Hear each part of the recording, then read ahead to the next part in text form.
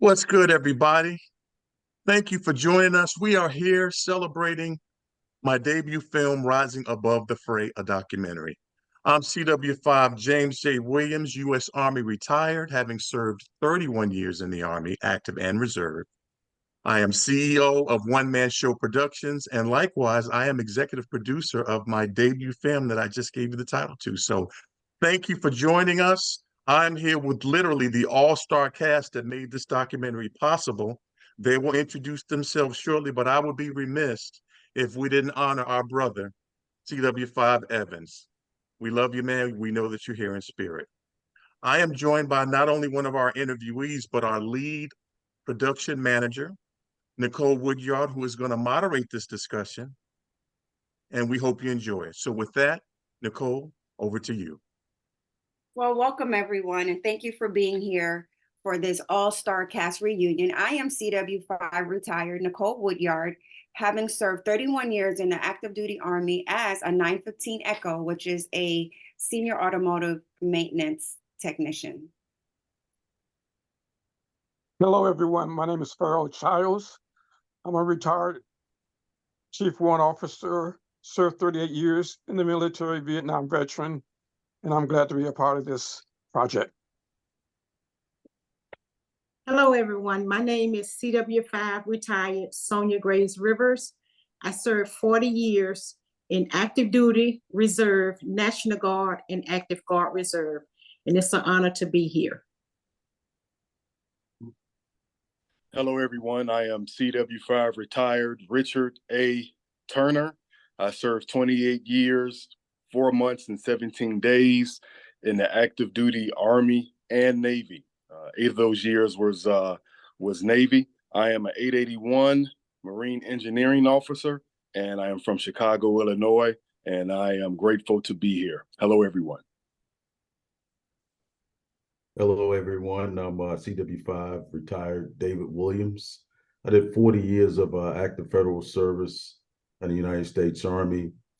10 of those years were enlisted. 30 years was active warrant officer service, where I flew rotary wing and fixed wing helicopters.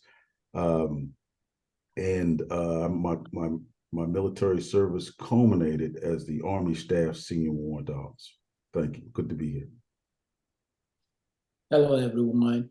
I'm CW5 retired Ronnie Haynes. I served 30 years of active duty as a 420 Alpha Human Resources Technician, and I'm grateful for this opportunity. Thank you. Hello, everyone.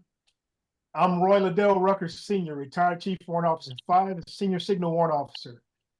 I served a combination of a total of 30 years of Army service, and it's great to be here. Hello, everyone. My name is Leslie Young. I am from Seattle, Washington, and spent 36 years on active and reserve military duty in the United States Army as a 311 Alpha military police / criminal investigator in the division, and it's a blessing to be here with you. Hello, everyone. I'm CW5 retired James Earl Davis, and my MOS as a retired CW5 is what was 120 Alpha engineer, HOA, and I spent 41 years, 7 months, and 13 days. So glad to be here, and looking forward to the documentary. Hello, everyone. I'm Ida Tyree Hightail. I spent 34 years in the U.S. Army Reserve. I was on active duty part of that time. I am a retired CW5, top of the rank, and I'm glad to be a part of this Rising Above the Fray project. Well, I want to thank everyone for being here. You know, we just sat here and we talked about the years of service, and we have centuries of experience and a multitude of specialties that we all encompassed. And one of the reasons why we're here is because Dr. James Williams saw a vision. And in his dissertation, in pursuit of his doctoral degree, he decided to highlight the accomplishment of the Chief Warrant Officer 5 amongst all compos, 1, 2, and 3, active duty, Guard and Reserve.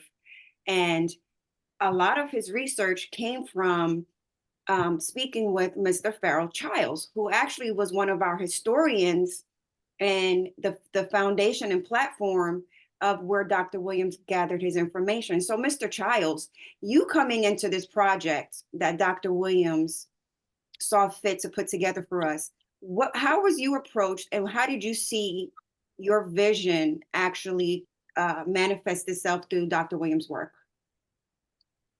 Well, I wrote 5 books, I believe, on African-American warrant officers in all the different services and in different categories.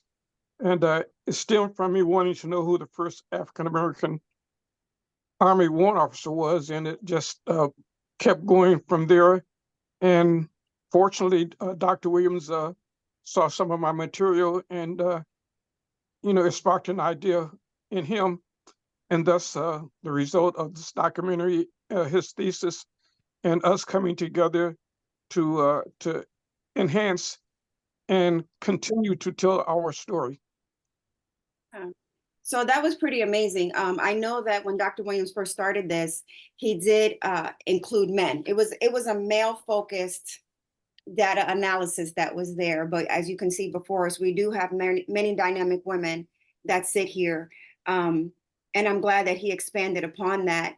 But one of the original subjects of Dr. Williams' paper was Mr. Les Young. So Les, I want to kind of talk to you about this upfront and first. When you were approached by Dr. Williams to be part of his data analysis and his doctoral thesis, and then further approached to be part of this documentary, just kind of talk us through your thought process then and where you thought it would go and where we are right now with it. Well, I know initially, here we are in 2024, and when Dr. Williams was defending his dissertation, we're at 2019, and his entire approach, it was very, very groundbreaking in my view, because first of all, his primary objective was to include, and maybe it's because he was also a reservist, include folks who were not specifically full career, all out active duty.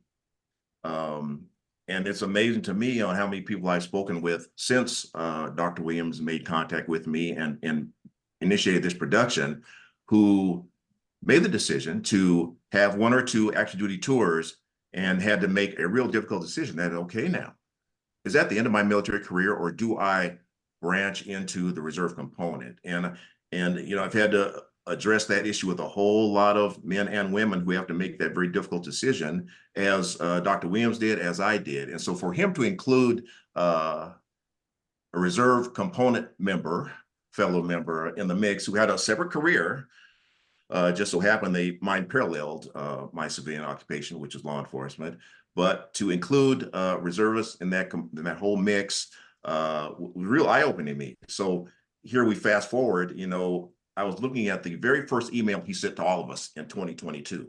Ironically enough, the 25th of January, 2022, asking us to come on board. Think how much ground he has covered in such a very short period of time, just respect of putting together a documentary of the caliber that is, with all of the diversity, if you will, of MOSs and backgrounds. It's just a privilege for me to be included in the mix, quite frankly. Right. Yeah. I mean, that's amazing. And it was many years ago, a couple of years ago, that he came up with this idea. And we all that are here, we said yes. So I am going to ask James Davis, why did you say yes to this? Why did you say yes to this project? Well, at first I didn't say yeah. I didn't say yes. And I think in the same phone call, I ended up saying yes, because I was so busy doing different things, opening new restaurants, preparing for my construction company. And, I just didn't know if I had the dedicated time, and anything that I go into, you have to have that dedicated time. But, I soon came to yes, and I'm glad I did, because this has been, very revealing to me and showing me, a chronicle of my life. So that's basically what Dr. Williams did in this documentary. He gave all of us chronicles of our lives to, share with the world. Yeah, a So lot of us have a lot of important milestones that we did. Many of us that sit before us right now are the first of something, or have injected certain points in the military career as the pioneers of that particular event. And I'm going to ask CW5 retired David Williams, having been one of the first and onlys of your position that culminated your career. I know that part of your hesitation, well, let me not put words into your mouth, but your thought process prior to saying yes may have overlaid into that position. Would you please like to share some of your thoughts on that? Hey, thanks, Nicole. Initially, I thought against it because I wasn't really clear on what the project was all about. And Ron Haynes, who's on today, as you know, actually talked me into it by saying, "Hey, this is a great project," and that when it was said and done, I have to tend to agree with him. And he also said, "Hey, it would be great to have the First Army Staff Senior Warrant Officer be a part of this." And I was only apprehensive primarily because I'm still working for the federal government, and I didn't know how much of that would be spilled over, and I didn't want to get into any type of legal issues. But this was an outstanding project, and I'll just leave it there because I know we're going to talk a little bit more going forward. Yeah, and we're glad that you decided to say yes. So being that this was initially all males, I am going to address this to the ladies on the panel, and I'll start with Sonia. I know that I came to you probably late in the first quarter of this game and invited you in once we convinced Dr. Williams that women's stories also need to be included in this, and you decided to be a part of this. Please just share your thoughts about saying, yes, this is why I'll do it, and then what your thoughts are of how it actually turned out to be. Yes, I thought it was amazing because we all have stories, be it discrimination, unfair, working in a hostile environment. People need to know that. They need to know how we made it through, and telling our story can touch a person. And to me, being able to put that out there, you definitely needed to be retired to put out what you wanted to say, but someone is always listening. And I wanted people to hear, what I went through. They look at your glory, but they don't know your story. And this is the opportunity we have now to put it out there and let people see how we made it and why we made it. Yeah, and we did make it. We made it. And with that, like Ida, I know that, and we'll go into a little bit more of this later, but you came in as a WAC. Right. And you telling, your achievements and part of your story, though, this documentary, coming in as a WAC. What are your thoughts about that? Well, I came in as a WAC, so but I was a WAC where there was, and it was in the South, so there was still a bit of separatism, black WAC, white WAC. And so and I was a WAC the year that for 1 year, and the very next year it was WACs were eliminated. But yes, I came in as a WAC, and I was with all black WAC women, or women Army Corps people. Yeah. So, and I've seen things change a bit you know, from that time. Not that things got 100% better or anything, but I did see things change. Thank you for asking, Nicole. Yeah, you're welcome. We'll absolutely get deeper into that story with you. So Big Ruck, Mr. Roy Rucker, you came into this with an idea of what, and did it meet your expectations? So initially, I hesitated slightly because I have 3 books that contain a large portion of my life, and didn't know if I really wanted to share much. But after having some really, really good conversations with Dr. Williams, who I love so dearly, he made me see the vision, and I talked to Ron for a little bit, and then the vision came a little bit clearer. And you know, my participation in this has been wonderful. I've been able to share, you know, a good bit of my experiences, militarily and personal, and still hold on to some of the things that are deeply ingrained and that made me who I am, that are sitting in my book, unpublished, of course. But being a part of this has really, really made me see that there needs to be more of this. There needs to be a lot more of this, because Right. there's so many of us out there who need to know that, you know, you're not alone. Absolutely. So Mr. Haynes, right? Hey, seems like you were bringing them in. You're a recruiter for the masses. What was your involvement that made you so dedicated to this that actually had you convince some of the other cast members to join? Well, I think it was the relationship that I had with Dr. Williams. We met while serving in the Pentagon on the Army IG staff, and he had spoke with me about his vision and what he was trying to do. And then it was really tied in with his dissertation. And a few years later, he asked us, like, hey, if I write a book, would you be interested in sharing? And I'm like, oh, okay. And he got to working on his book, and it came out. And fast forward, he came and said, hey, look, I'm looking at doing a documentary that ties in with the dissertation that I sent to you and I was talking to you about. Are you interested in being a part of it? Now, I already understood it, and I was like, yes, I see the value. I see the value in what each and every one of us are sharing and how it can benefit someone listening and watching. And it's a tool that people can use to learn from and be inspired by. So I was all in from the gate because I saw his vision. Right. So thank you. Yeah, the value of what we have to say, like all of us here are retired. We've done our time in the military. Those stories have been told through the documentary to include what we're doing to give back. But I'm going to go to Mr. Turner, and I'm going to say that being you were one of the ones that came from intra-service. You came from the Navy. Mhm. And you actually joined the Army to become a warrant officer. Mhm.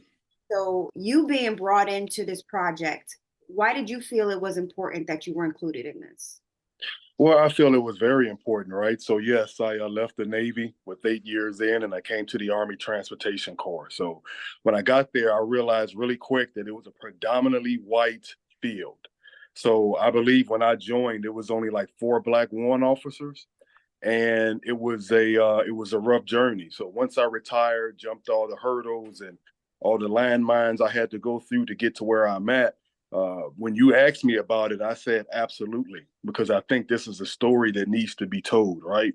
So there's movies out there, Men of Honor, the Tuskegee Airmen, about people of color trials and tribulations through the military, but they never really get deep into the weeds of the other aspects of military ranks or different cohorts to be able to tell their story. So I thought this was something that I definitely wanted to get out, and maybe this can inspire the next, Richard Turner or Nicole Woodyard.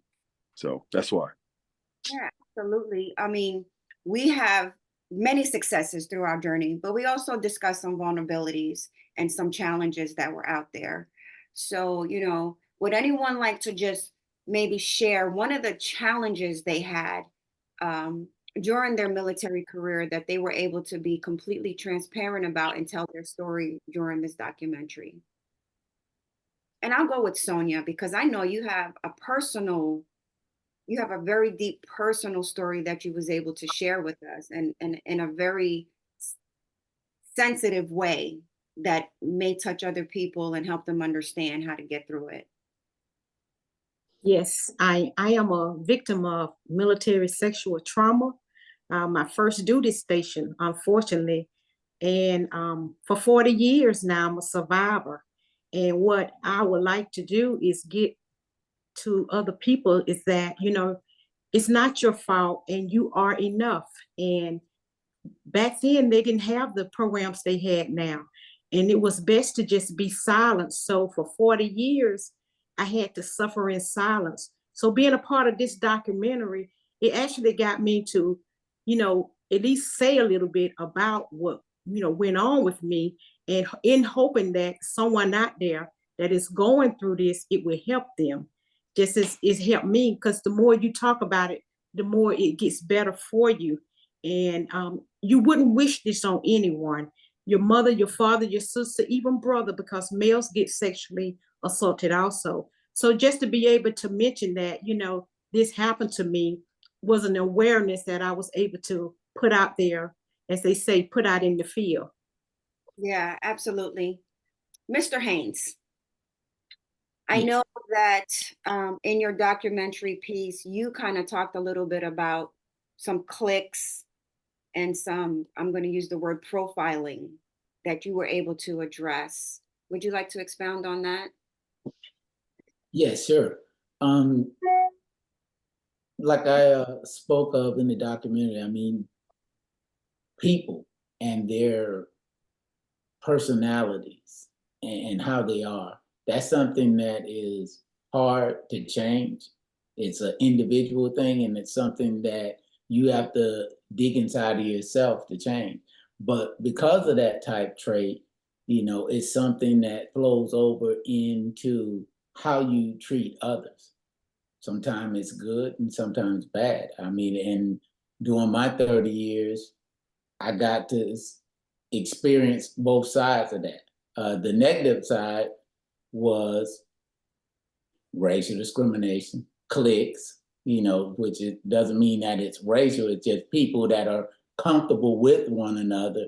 And that's who they feel they want to look out for, regardless of how hard the individual to the left and right is working. So I just figured out ways to navigate around those type of individuals to make sure that the effort and sweat equity that I was putting into each organization, I was getting my fair just due. Yeah, absolutely. Mr. Rucker, you were a signal warrant officer.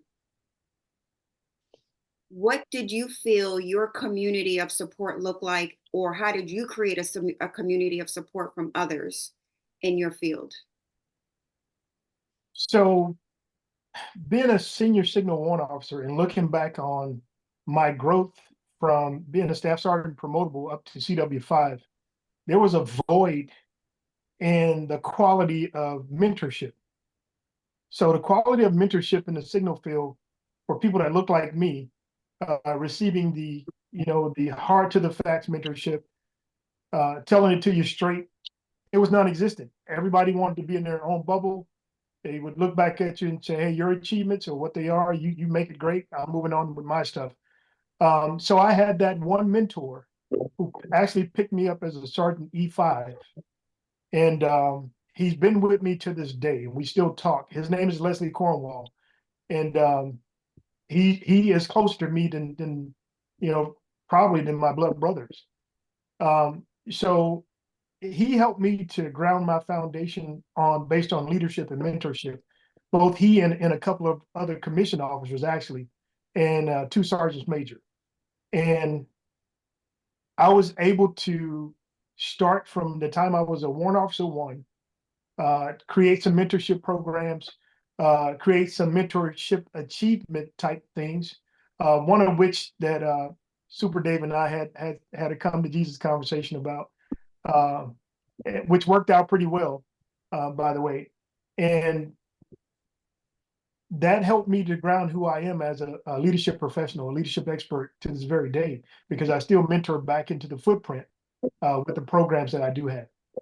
Right. So it You was, do, yeah, was- I know that you give back tremendously on the outside of the Army installation. I mean, the Army organization. So JD, I'm gonna go to you.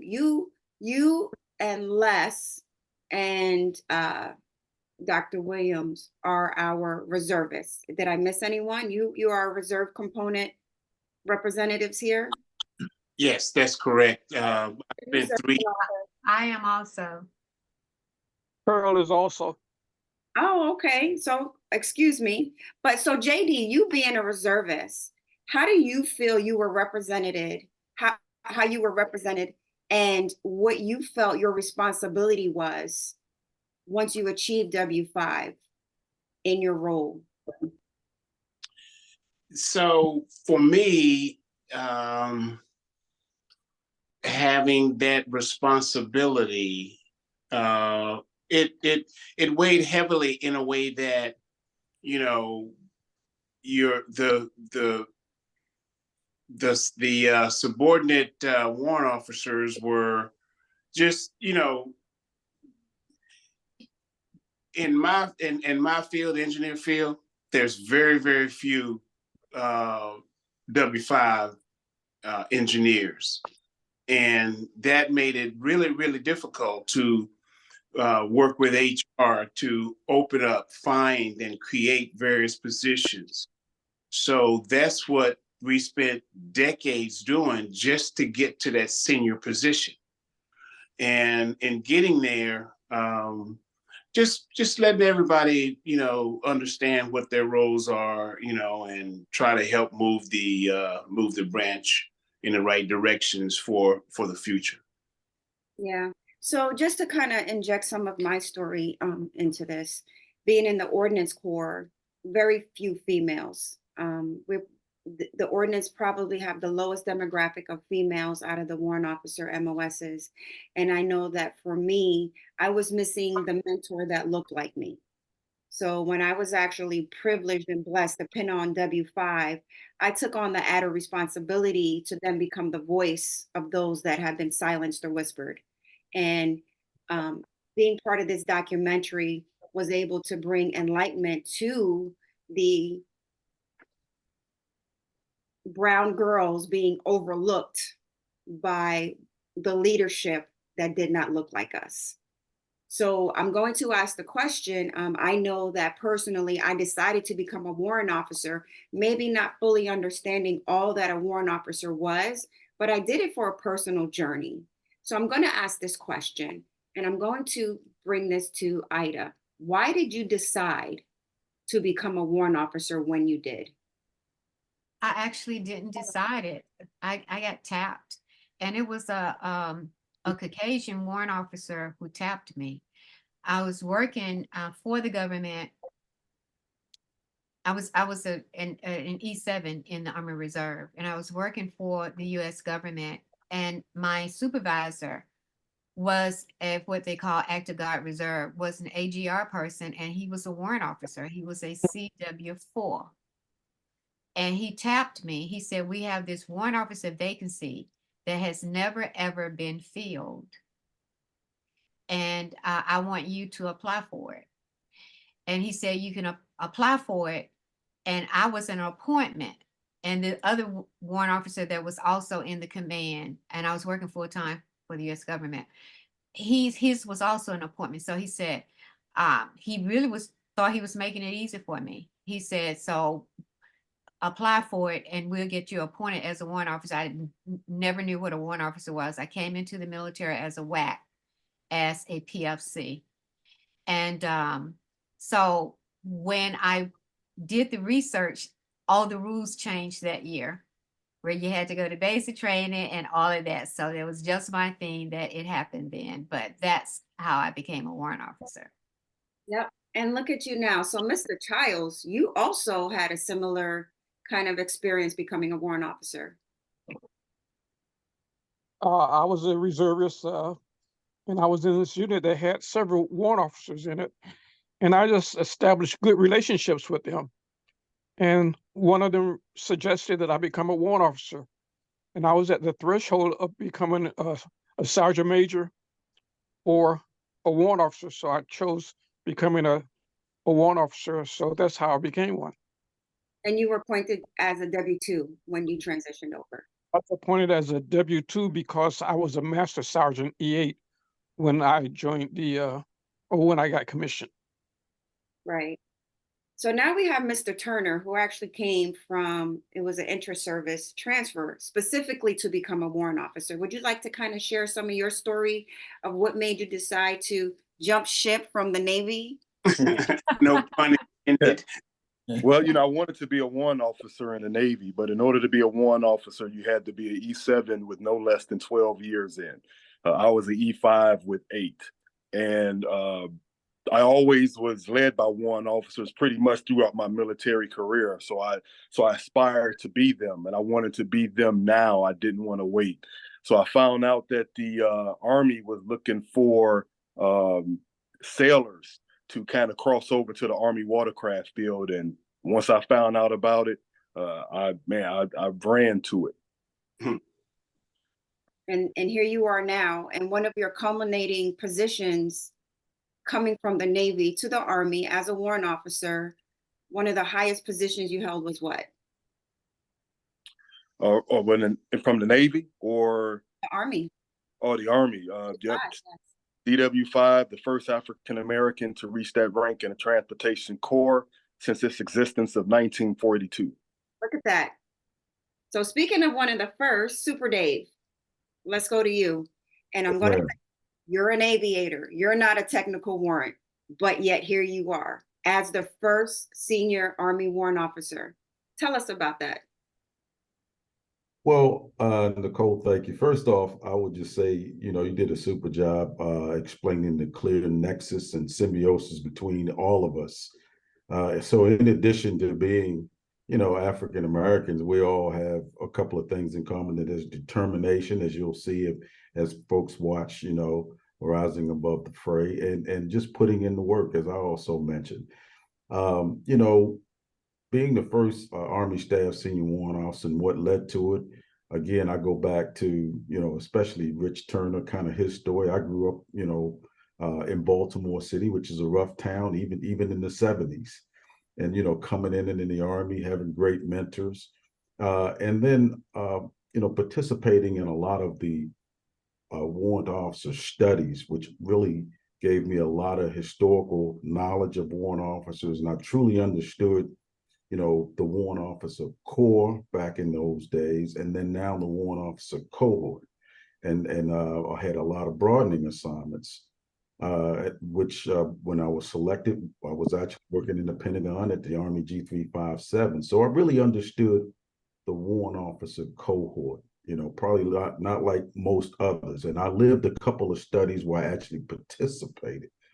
So, I was thrilled to be selected, and I kind of had my own ideas of where the cohort needed to go, and that combined with what the chief of staff wanted for the Army warrant officers. So I actually enjoyed it, but it wasn't all, sugar coated. I had some moments of racism there, which I couldn't really get into in the video because we just didn't have time. And I looked at the video honestly as a project to try to persuade folks to be warrant officers. And I thought everyone's story was just outstanding. Everyone had an outstanding and a compelling story that I personally enjoyed watching. So that's, kind of the way I looked at this project and where I looked at my career as being a first Army Staff Senior Warrant Officer. And I want to thank you for that, because I know when you filled that position, I was like, what is this position and who's this guy? And I know I actually took a trip to the Pentagon to meet you because I wanted to learn about it, because I wanted to be able to explain and advocate for the importance of that role being filled. So, Mr. Young, you're a CID warrant officer, and your civilian career as a reservist, and then your civilian career was military police. a CID warrant officer actually transitions a little bit differently from your previous career to a warrant officer. There's a little different methodology. So what was it that enticed you to become a CID warrant? And how did that process work for you? Well, I'll tell you, it wasn't as difficult as some of the other stories. And I guess that's the beauty of hearing everybody's compelling stories. We have so many similarities, all of us do, but there's certain things that, we all really had to follow in order to be successful. And I think everybody on screen had the drive, the determination, the discipline, and the focus. For me, it was pretty straightforward because, I was already coming off active duty as a E5 after one tour. The detachment that I went to, the reserve detachment, was run by all white warrants. I didn't even know what a black warrant officer looked like, okay, because I didn't see one. And even to this day, if you look at the Criminal Investigation Command, there aren't a whole lot of black warrants, more than now than used to be, but not a whole lot there. So I had very, very little to go with. And so it just so happened that the one thing about the detachment is they all might have been white warrants, but they were all in the criminal investigation field, all had civilian careers, worked for Seattle PD, Tacoma Police Department, state police for me. So at least I was considered part of the group based on that. So consequently, I was able to interact with the 2 or 3 who were running the detachment who said, okay, the Warrant Officer Corps is something you should look into, particularly if you're going to remain in the reserves, which we're really trying to get most of the very few black enlisted soldiers we had to do, because most of them had a law enforcement background. And the beauty of that is I was able to do that. And finally, after many moons and many active component tours, become the detachment commander as a CW4. And after making CW5 and leaving the detachment and retiring, I find out that one of the young E5 sergeants who followed the same path as me became the detachment commander after becoming a warrant officer and achieved the rank of CW4. So it was very rewarding just to know that, okay, he came to the detachment with a African-American detachment commander, and now he's going to set the stage for another additional group, hopefully, of young law enforcement professionals who decided to remain in the reserve component and drive on with that detachment, which is still in place today in Seattle. So Absolutely. Yeah, the success stories are amazing in there. Sonia, I'm going to ask you this question. How many years did you have then as a enlisted before you decided to become a warrant officer? 21. You had 21 years as an enlisted, which was half a career because you did 40 years. Yes. Why then? Because I didn't see a lot of us, not meaning males, but black females. And I wanted to make a difference. And actually, a white male senior warrant has been my mentor, one of my mentors, say, you know what? I loved being an NCO. I'm telling you, I was an NCO down, turn around. So for me, it took a long time because I wanted to be a sergeant major. But he saw something in me that I didn't see. And I'm going to tell you something. I went through twice. The first time I didn't make it through because I was diagnosed with class 2 diabetes. But you know what? I went back because they said, gotta want it, gotta want it. And I went back and graduated. What a wonderful story to hear.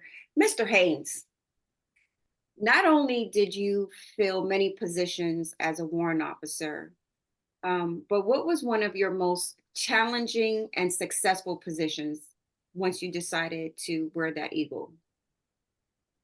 I'll say for me, it was definitely once I made Chief Warrant Officer 5 and I was assigned to the boardroom and managing that warrant officer population. It was very political, and I had to navigate being in the Pentagon and knowing how to deal with different personalities and just being in that environment. So once I got a grasp of that, the next part of it was really just making sure that policies were in place that were fair and it took care of an entire population, you know, because when we start in the military, you're at the ground level and you're looking up and you always wonder, well, how does this work? How does that work? Then once you get there and you arrive and you're like, well, once I get there, I'm gonna do this, this, and this. And you see how business is done at the top and how it trickles down. Then you had that aha moment of, oh, don't quite work the way I thought. Yeah, absolutely. I know that one of the conversations I had with Super Dave during his tenure as the art staff, I asked him, I was like, what does it take to become successful? You know, what's the most fulfilling part, knowledge-wise, to be successful as a senior warrant officer? And one of the things he said to me, and I don't know if you remember this, but you said you need to get some 357 experience into you. And then having that and truly understanding the entire spectrum and dynamic of how the military works, not only from the force comm side, but the training side, the development side, the resourcing side, the human resourcing side, the equipment side, it made such a difference. So Mr. Rucker, with you being in that role, how did you influence some of the resourcing towards your cohort to be successful? Were there any initiatives that you worked on specifically or that you helped develop to continue on with the success of the cohort that you were in, the Signal Corps? So it's a great question, Nicole. I didn't transition. I wasn't one of those senior warrant officers who transitioned to the Pentagon to work in the G6, 357 or any of that. My lineage kind of stopped at the USAPAC G6. So I was the CTO, the Chief Technology Officer for USAPAC in the G6, as well as the first African-American senior warrant officer advisor to a 4-star. So the 4-star transitioning from General Brooks over to General Brown. So being able to be the senior warrant officer at that 4-star command, I had the ear of all the other W5s and the other branches and the other specialties, hearing their problems and being a certified capability developer, because I've been through the how the Army runs course, but really utilized that at Fort Gordon and became a certified capability developer with experiences under TRADOC under my belt. So I understood how to grow a capability.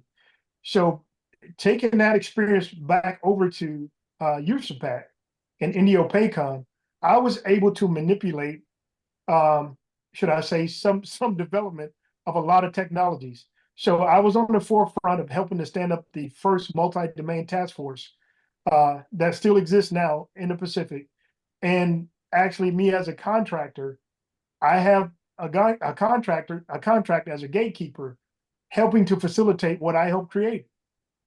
And then I still have those mentorship relationships with senior signal warrant officers and cyber warrant officers, where I help to add to their input with capability and force development for the signal side. Right. Thank you for that. Ida, during Yes. your being that you were then tapped to become a warrant officer, wasn't something that you specifically seeked out. How did you fully take advantage of that and then continue on to say, this is something that I can be very prominent in and become a W5? How did you navigate your career with that? When I became a warrant officer and being one of the first groups to actually undergo the kind of rigid training at Fort McCoy with it, having achieved it, it created some type of greater self-esteem till I wanted to make it to the highest rank. I just had that desire then. I began to believe in the Corps. I began to make some friends from that group that I went through basic training with, warrant officer training with, and kept in touch with them. And eventually, Chief Childs became one of. I didn't go to training with him, but just being a part, I decided, okay, so I'm going to join. They have this organization, Warrant Officer Association. Join all of that in order to connect with other warrant officers, because I'm wanting to see warrant officers that look like me too. And that's how I became connected with Chief Childs. And it was Chief Childs, and we kind of became like a group. There were 4 of us throughout the United States, African American warrant officers, because we were still there still were very few of us as 420 alphas, and we pretty much stayed in contact. And as a result of that, the camaraderie with other African American warrant officers is what kept me jailed, and we would share our experiences. We would share the experiences we had that may have been somewhat discriminatory at times, or just not letting us use our brain as if we didn't have the intellect of other, chief warrant officers at that particular time. And so I wanted to make it to the highest of the rank. I was determined that that was going to be my achievement. Well, we're glad that you did. We know that the warrant officer population still sits about 2% of the entire Army population. And out of that 2%, only about 10% of that 2% make it to W5. You mentioned the Warrant Officer Association. I was also brought into the Warrant Officers Association very young. JD, I met you at then Fort Hood when you were holding a position in the Warrant Officer Association. Why do you think that you being in that position was important? And then how did you use that platform to fully expound upon what you feel was important as an African-American senior warrant officer at the time? Well, there's a first before that first, Nicole. Thank you and good.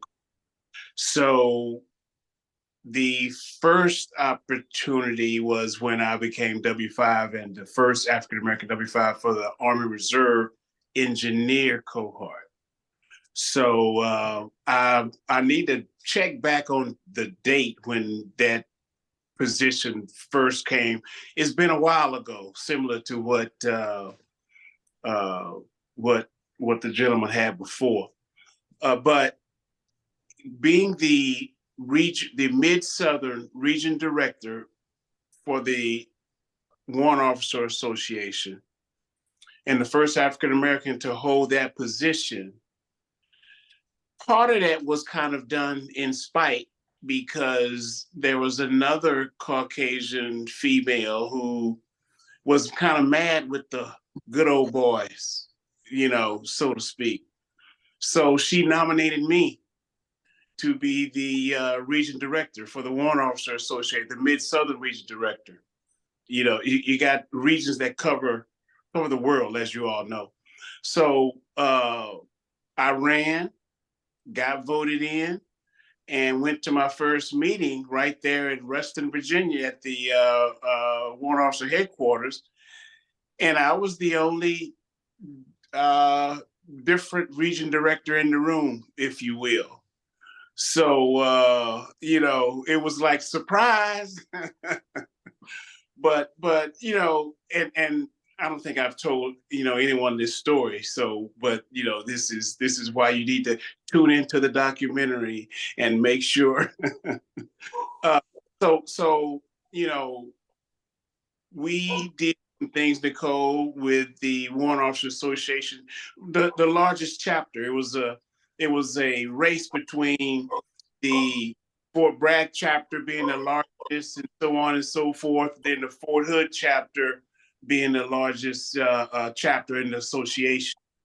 So I did a lot of brainstorming. I knew I wanted to get some big guns in there at the time over. What was the reasoning for that? Why did you feel it was important that that organization actually had that level of influence? And how did that translate to your story in this documentary?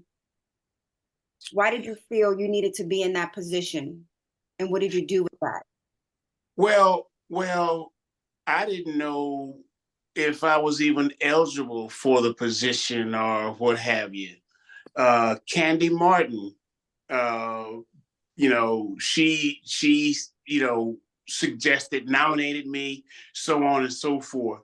She was a big influence in the association, and in and out. Sometimes she's but so that was important because of the size of the chapter, what the room looked like when I went to the very first meeting. Right. You And know, that we have several past elected and board members here from the association. Ida, you held a position of in the regional association. What position did you hold? I was the first African American Southeastern Regional Warrant Officer Association Director. Right, and that was a reason for that there. And then Mr. Turner, you? Yes, I was the Warrant Officer Association president, the Aloha chapter in Hawaii. I think you took that from me. I think I might have been the president right before you on that one. And I know there's controversy about the association, but we were able to actually highlight this documentary during one of the annual meetings in the association. And then being in that, I say professional people gather in professional places. So sometimes you have to actually create the agenda if it's not created for you in those platforms. One of the things I want to kind of shift gears a little bit. And we talked about Ida, you were one of the first in that. Rich, I'm going to volley this question to you, but as a female CW5 Ordnance Warrant Officer in the Regimental Chief Warrant Officer position, there still has been yet a female to fill that position. And I think we're in the 10th Regimental Chief Warrant Officer right now. What number you made it to become the first African-American RCWO as a transportation vessel warrant officer? What number were you and how did you feel that position? How were you accepted or prepared in that position? RCWO. Rich. So for me, I never took the seat of the regimental warrant officer, right? I should have gotten it, right? But the powers that be and the politics and the some things that happened just kind of took me out of that. But for me, in order to be ready for that type of position, I really think that the Warrant Officer Association president position that I held really prepared me. So being in transportation and then being as not that many minorities that was in the field, I didn't have a mentor. When I came into the schoolhouse, I knew right away what my journey would look like, right? So I would raise my hands to get questions asked. They wouldn't call on me. I was number one in class. I'll get my tests back and my answers in the little bubbles was erased. So I knew what my journey would look like. It would look like a Disney movie, right? So I had to learn really quick to rescind the Malcolm X in me and ascend the Martin Luther King in me, right? Because Malcolm X would have got me probably put out the military, but that Martin Luther King, the way he did business early on was something I had to adapt in order to move through the ranks and, make friends and not enemies. But when I became the Warrant Officer Association president, that gave me the opportunity to see different MOSs and different people and how they network. There was no networking in the transportation corps, right? So that gave me the edge on one, how to lead people. Two, I was a detachment commander at that time as well. So all those things prepared me to be in position to get the regimental warrant officer position, but it didn't happen because of certain things. Yeah, so I'm sorry for that, but I was following your career ever since you was a young W-2, and I was rooting for you all the way entirely. So, Mr. Haynes, I'm going to ask you this question, and then Mr. Rucker, I would like for you to follow through with this with him. I know that you had some thoughts about the Army promotion system, and I would like for you to share that, the equity in the Army promotion system as you saw it. Well, from working in the boardroom in the Pentagon, the promotion system itself is very fair. I spoke about this in the documentary, and I can say it is absolutely fair. That's not the problem. The problem continues to be people. It's people. It's that whole dynamic and fair treatment of everyone out here serving in the military and them getting properly documented on their potential, on their evaluations, because that's the biggest piece for the promotion board. So it's not the boarding process. It's the evaluations and how those individuals who are rating the workers out here underneath them and just being fair. That's my experience growing up through the ranks. So, Mr. Rucker, I'm going to then ask this to you. In your experience with those actually being considered for positions or promotions, you know, Mr. Turner stated that there may have been some obstacles that maybe prevented him unfairly. And then Mr. Hayden said that the promotion system was fair.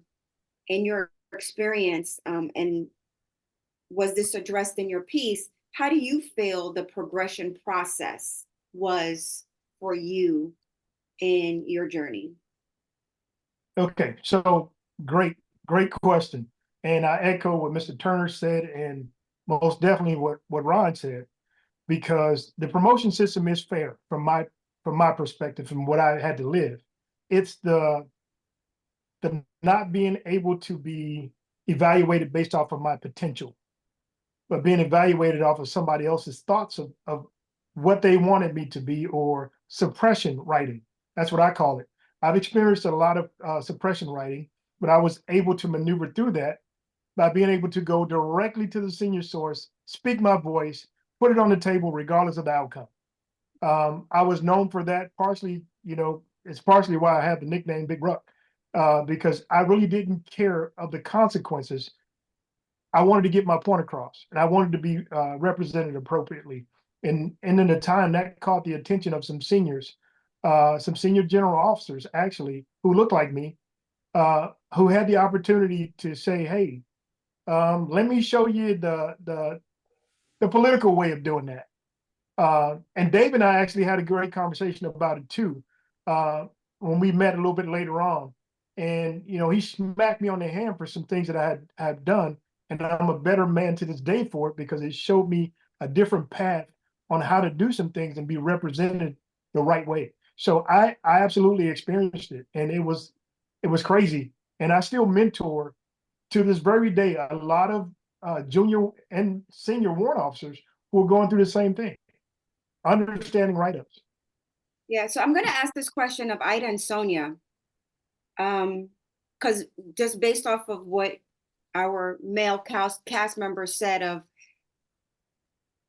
what was seen as appropriate write-ups or potential coming from the seniors. And I know that I've experienced only having white male seniors, and coming from a time where, even though I was in a very combat force come forward organizations as ordnance, women were not coded in line units. We were always in the support role. So what was deemed important by my male counterparts, which was being on the front line, was not even afforded to me until late 2007, 2009. Have any of you, Sonia or Ida, experienced any type of hesitation in your promotions or progress based off of what your superiors viewed you as?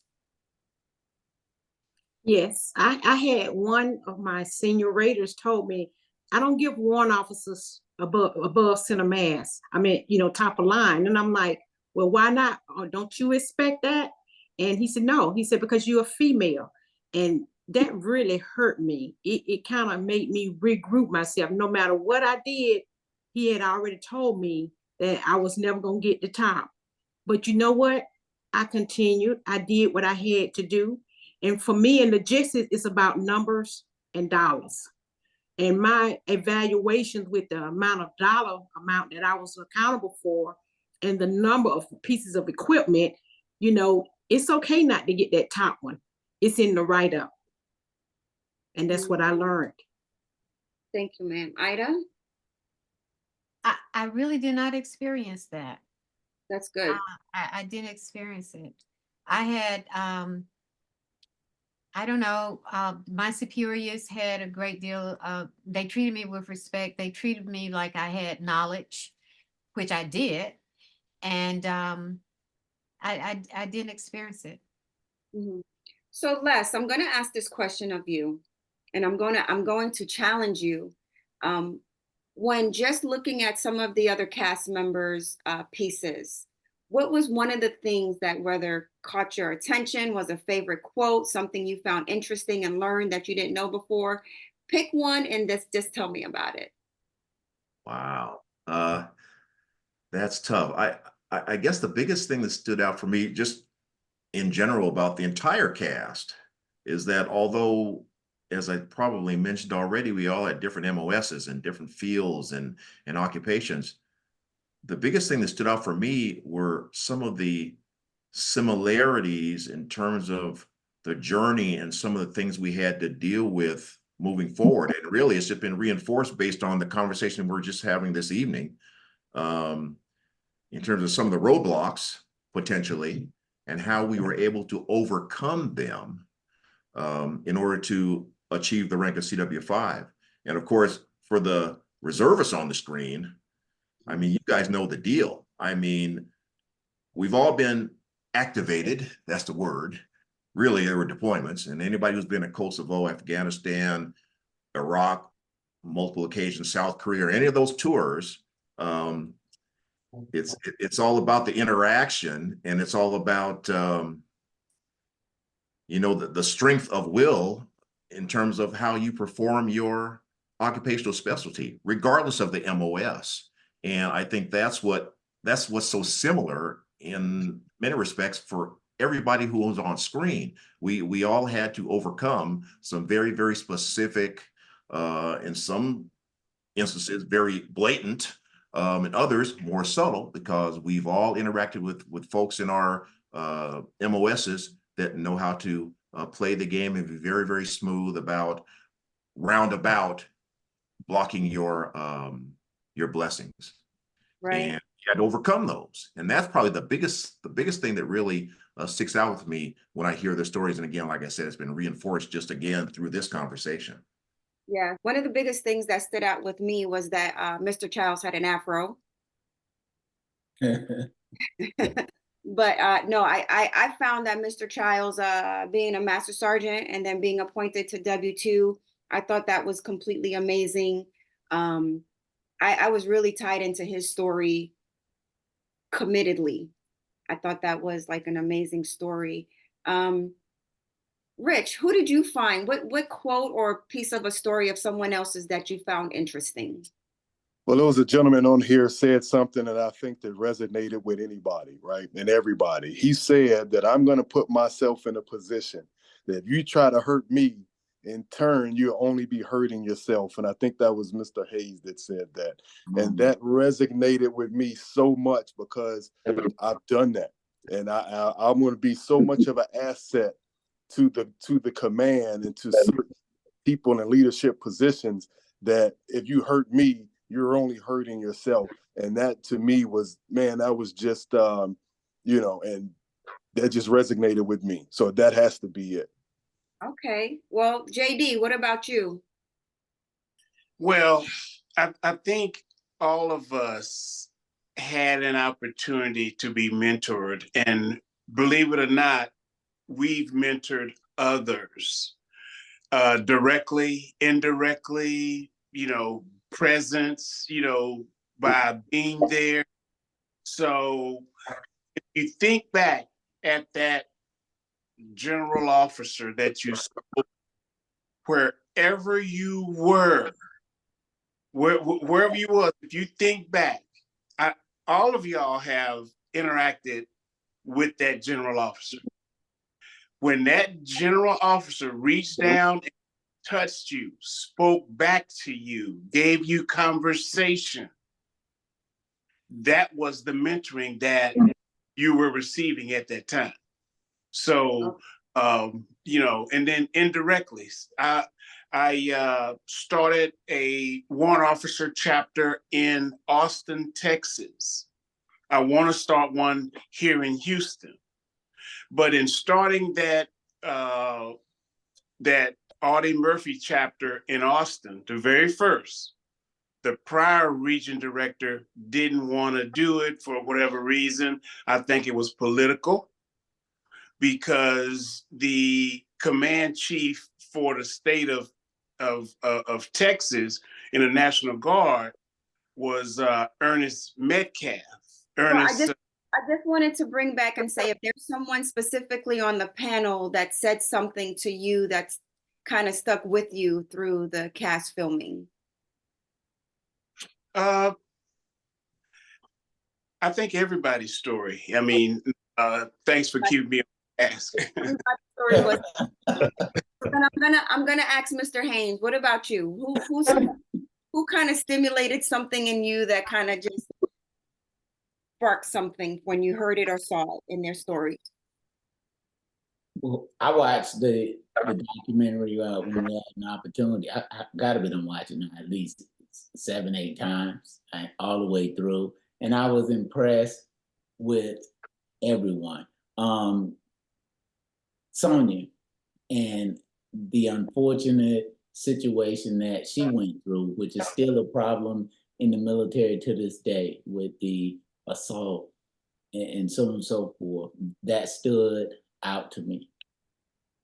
Rich, his environment that he came from, and when we run the promo, and it kind of like gives you chills of having a gun put to your head, you know, and that causing you to have to pivot, you know, to make a decision to get you out of that environment. You know, I could relate to that right there. Yes, talking about the compos being, I don't want to say pitted against one another, but, and now I'm talking active versus reserve, and how that made him feel in a sense. And I understood that. And I have a really good appreciation for every single compo, because I've worked with everybody in deployed environments and in garrison. Yeah, so that could resonate with me. And of course, you had a lot of resonation. Yeah, I mean, I just went through everybody's stuff and just pulled out all of these key things that I could appreciate. So, Mr. Rucker, what about you? Because I mean, you had looking at your piece, you had a very encompassing piece, but who had something in their piece that actually made you say, oh, okay, you know what? That means something. So coming from the South and having to struggle from early, and understanding what that struggle was and how strong it made me. Listening to Ron, and we have some similarities that we've discussed. Some of his stuff jumped out and smacked me in the head and made me realize that I wasn't alone. But key to everything, listening to everyone, and I've watched the documentary I don't know how many times, but I gained something, an appreciation and an awareness, and some nuggets that I use right now from each and every one of you. And believe it or not, it all encompasses one word, and that one word is resilience. Okay. So Ida, what about you? Did you have the opportunity to watch the documentary in entirety? And who else on the cast actually, tied you into their story? I did watch the documentary in its entirety, and I think that a bit of what everybody had to say, there would be one tidbit in everything that someone said that tied into my story, including Sonia's. I didn't discuss how it was with being a female warrant officer and being, at the time that I became one in that particular area, one of few, and having to deal with unwanted advances and trying to make certain that you weren't in a situation where you could get raped. So all of them tied in with me in some form or fashion. It's just been a wonderful experience. Yeah. Sonia? Same thing, everybody, because if you look at us now, none of us shows what we've been through. None of us show what we've been through. We able still to smile. We able to be fortunate. None of us are not living bad. We're all living good. And that's a blessing. But none of us look like what we've been through. And that's what I see. Everybody's story was unique. What Roy said about his parents raising him to be able to know when something was coming at him, that's it. Right. So Super Dave, I'm going to ask this question to you. I'm going to slightly change it up a little bit. You know, you and I interact on so many different levels, and like I've mentioned previously, I've known almost everyone here on this panel prior to this documentary, except for Ida, Les, and I knew of Ron, but I didn't meet him. So I knew of everyone else on this panel prior to that. Haven't seen this documentary completed. Did you experience anything that was maybe internalized or felt on a different level?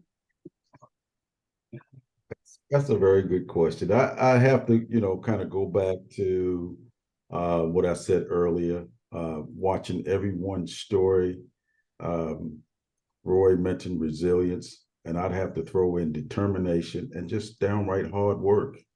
Everyone in the video and in the project is a hard worker, both personally and professionally. And that's one thing that most folks would probably get out of the project itself. Now, if you don't mind, Nicole, I just want to go back and just revisit a couple of things really, really quick. I won't take long. First of all, the Warrant Officer Association. I knew the late Don Hess, retired CW.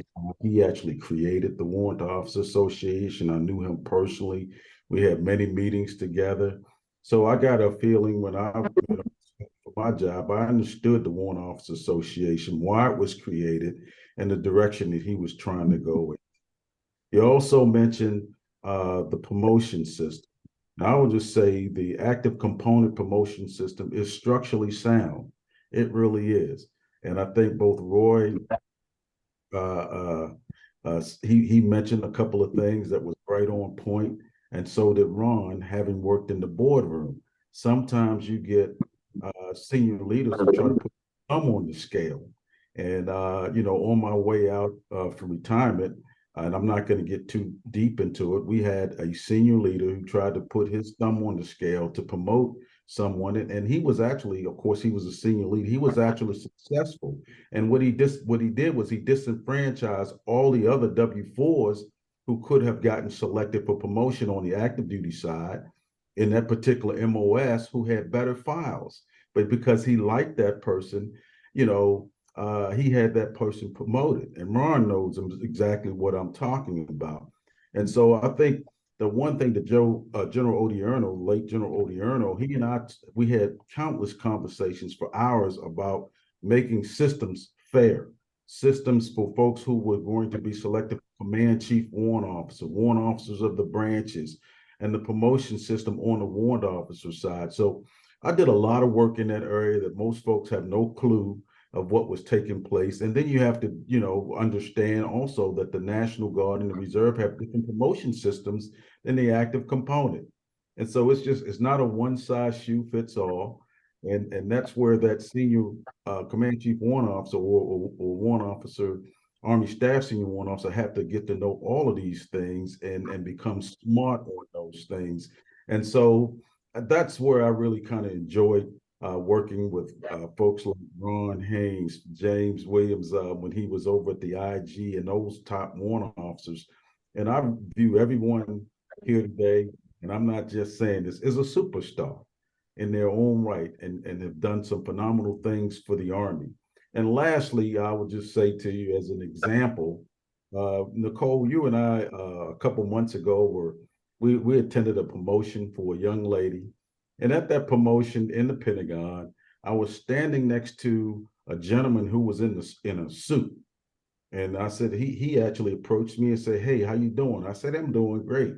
And I said, "What do you do?" He said, "Oh, I'm a warrant officer." I said, "Fantastic. Where are you at?" He said, "Well, I'm actually on Capitol Hill." And I said, "Well, I actually started that program with General Laura Richardson when she was the OCLL chief.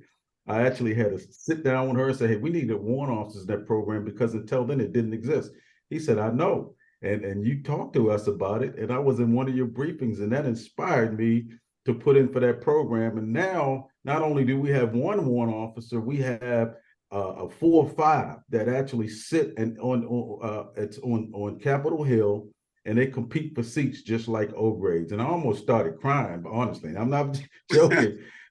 See, just to go from where we were back in those days to no warrant officers participating to 5, 6, 7, and it's a whole program now. But those are things that warrant officers today across the Army will never know how it came to fruition. And so hopefully this video and folks' story will be able to show examples that you can achieve if you want to. And I'll leave it there, Nicole, and thanks for the opportunity to Yeah, absolutely. I mean, this is a legacy producing program that Dr. Williams had ventured into and allowed us to participate in with the foundation from Mr. Childs, just capturing the history and then being able to actually animate it through this documentary. But I wanted to kind of go through, as we conclude with this, I'm going to offer everyone the opportunity, the condensed opportunity, to just say, what are you doing now?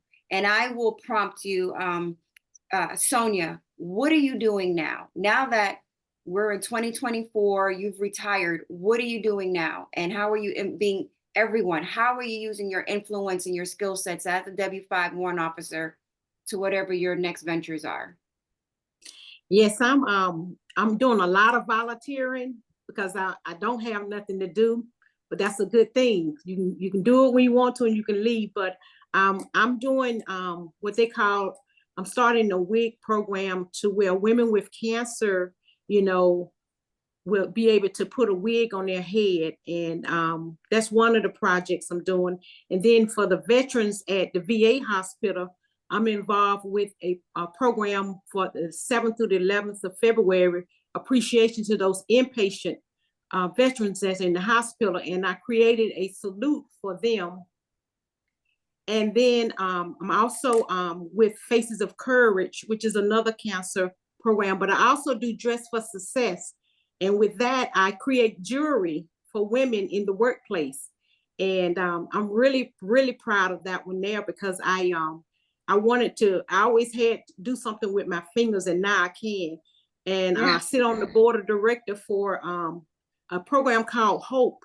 And it's for women that have been sexually assaulted, military sexual trauma, but also military domestic violence. And we're just getting that on board. And we're gonna actually reach out to a lot of people that are not only the woman in the service, but the spouses. So that's a good thing that we can do to help those women out there. And also men, because we do have men that go through domestic violence. Yes, absolutely. Thank you. Mr. Young, what are you doing now? Well, a couple of things actually. Right now, my primary activity is as a volunteer and a spokesperson for the Alzheimer's Association here in the DMV. My mom was afflicted with Alzheimer's many years ago before her passing, and I was her legal guardian for 10 years. So that kind of set the stage for me to become very involved in that endeavor. And of course, pre-COVID, I was doing many of the health fairs as a volunteer and a spokesperson here in the DMV. And of course, now they're trying to re-implement that whole program after having to go digital based on the COVID scenario. So that's my primary endeavor right now. And they're just kind of re-ramping that all back up. And the other endeavor I'm working with right now is an organization called Combat Boots to the Boardroom, which is based out of Savannah, Georgia. And they're a very broad based nonprofit that works on helping veteran families transition from military life to civilian success. And it's pretty engaging. And a couple of our military folks who we were stationed with are driving that train. So that's my primary focus right now. Well, thank you, Mr. Haynes. What about you? What other ventures are you into now? Well, after 30 years of service, the main thing is really enjoying family. That's my primary focus, just enjoying every moment I have with my family, because I feel like I have more days behind me than I do in front of me. So I want to maximize every single minute I have. But in the midst of that, we do have our foundation, Team Haynes Foundation, and we go out in the community so we can reach the youth and educate them on different points, from education options to establishing credit and investing for their future. So Yeah. we make sure we get out here and we give back, my wife and I. And we see that highlighted in your segment. So that's amazing work. And Miss Ida, what are you doing now and how are you using your time? The same as usual, quite busy time. I am practicing law, but not heavily. I'm doing a lot of volunteerism, a lot of pro bono clinics, a lot of training of young people in the church. I really enjoy working with the young people and the young foster children that a couple of the members in the church have, and kind of being a mentor and like a pseudo mother to a lot of them. Yeah. Just really, really, really still an active life, but I love it. Yes, we know that you definitely highlighted a servitude attitude, a servitude leadership style in your segment, and we appreciate that, and we see that in your works that you do daily. So JD. Yeah, I was sitting here trying to. That's all. You're gonna feed us all. Huh? You're gonna feed us all. No. I'm no. No, I was sitting there making a list. I know Ruck mentioned a podcast that I was supposed to do my Franchise Nation podcast last year. So I postponed it to actually started on the 15th of January. And then you talk about, restaurants, real estate, business, starting a business, maybe some pro bono business consulting. Ida, how you like that one? But so also I'm planning a business trip to Nigeria to expand the restaurant business to Nigeria. I didn't know Nigeria had like 10 airports. And you also need about 15 shots to go. No. Yes, you do. Well, at least this guy that he does this. He take trips, business trips, because you're expanding out into the African. Thanks for keeping me on track. So I'm also planning to join Choice Hotels and enter their be a franchisee and invest in a hotel. So I've been kind of keeping it on the back burner, but I think I'm moving closer to an opportunity for that. Yeah. And then I suspended my doctoral studies due to work conflict. So that's kind of where I am now. What am I doing? What have I done for you lately? Thank you for that. Roy, Mr. Rucker, Big Ruck. Well, I continue to run Trasic, my primary company, with a few other companies folded underneath. I'm also helping my hometown back in Mississippi to recover from a horrific tornado that ripped up 80% of it back in March of last year. So I'm still doing that. I'm transitioning from an agency that I've been with part of 20 years, even in uniform. Got a couple more years with them. well, one more year, next year, my birthday, and I'll call it quits and retire from that agency, thank God. We won't get into what that is, but that's a thing. And then my nonprofit. So our nonprofit is the only thing that I'm going to hold on to and continue to enforce and enjoy after 2025. Everything else will be sold, enjoying time with family. And as Ron said, there's more years behind me than what I have in front of me. And I'm prayerful to the Most High that I can be able to enjoy those years. So that's what I'm doing. And I still mentor a ton of people. And I'll probably do that to the day I die. Yes, you're very present. Mr. Turner, you have a plethora of achievements that you've been doing thus far. What are you doing now?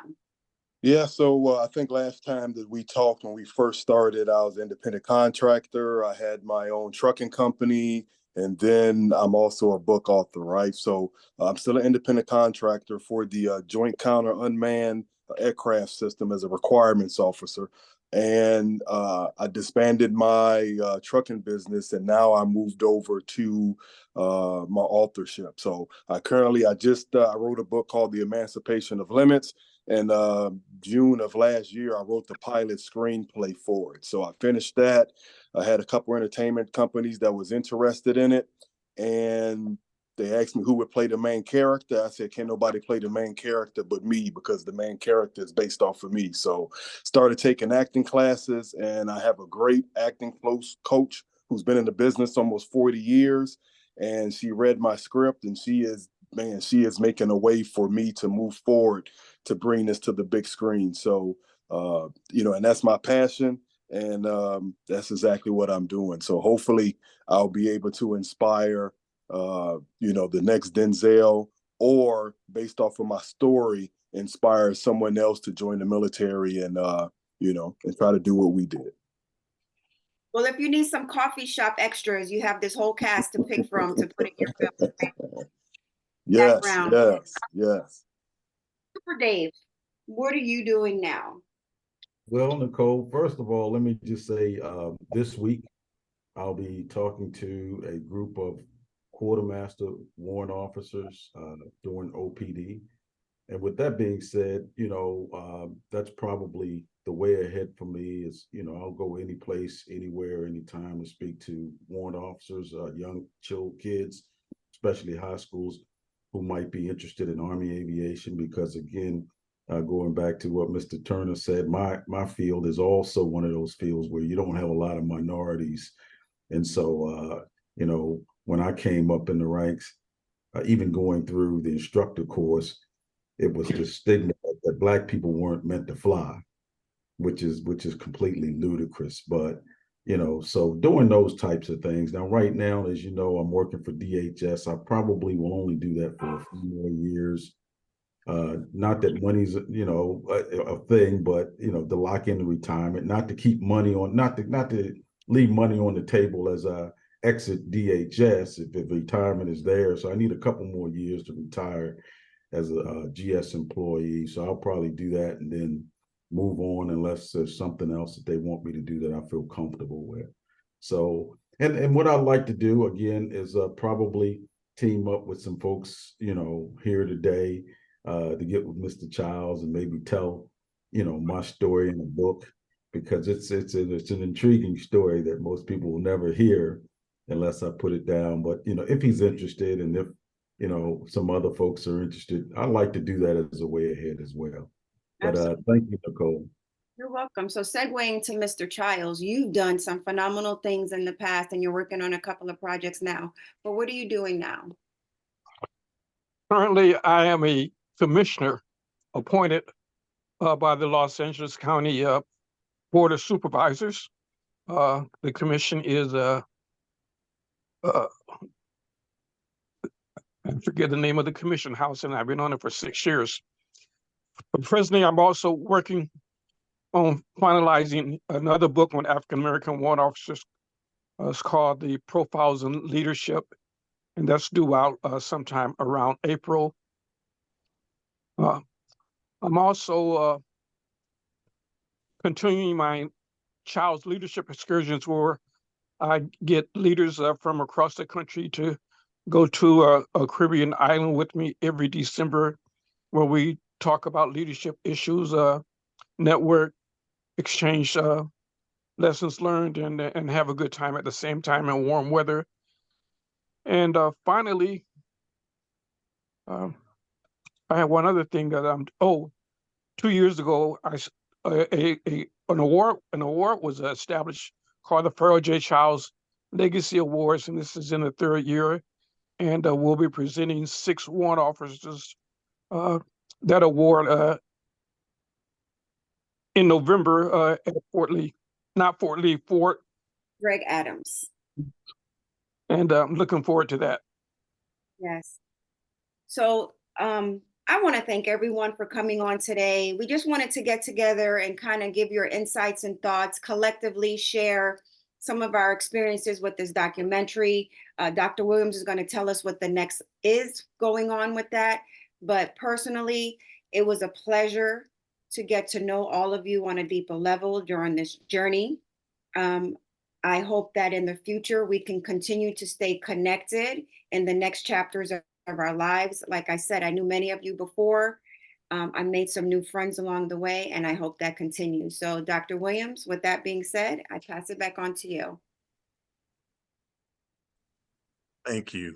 Let's give it up for Nicole for doing an exceptional job moderating this panel, and give it up for yourselves for all being here together as being part of this historic film. I'm very humbled. Interestingly, no one has ever really heard my story, but you got a glimpse of it if you recall when I came out to your locations to do the film. I left you a copy of my book. If you haven't had a chance to look at it, it's only 6 pages. That kind of gives you a capsule version of what my background is and what keeps me driving and going forward. Now, as to the film, I will be heavily involved this year. I'm be attending a number of festival circuits, not the least of which I'm hoping to hear notification from next Thursday, February 1, and that's the GI Film Festival. I really want that one because it really speaks to the military community, filmmakers, actors, and the like. And you all are certainly invited, and I'm just keeping my fingers crossed. And as soon as I get that information, I'm going to keep you posted on that. Otherwise, with all the other film festivals, once they're selected, I'll be pinging you all out to either come out to see it or to view it as part of the voting process at the various festivals. Right now, I seem to be booked through October of this year. And so I'm going to be very strong and heavy in that. Now, as far as what I would like to do for fun when this is all said and done, I do have one last book in me that I'm currently working on. And then likewise, I'm in negotiations now, believe it or not, to do a TEDx talk about a subject that I'm very passionate about, and more to come on that later. And then finally, for most of you who got a glimpse of my singing, you got a capsule version of it on the fly as I was trying to keep things moving. Well, I've come up with a lot of the folks that have come back together, including the saxophonist Jeremiah Miles, who wants me to do some collaborations there. So that's going to be my stress reliever to keep me from being so cerebral.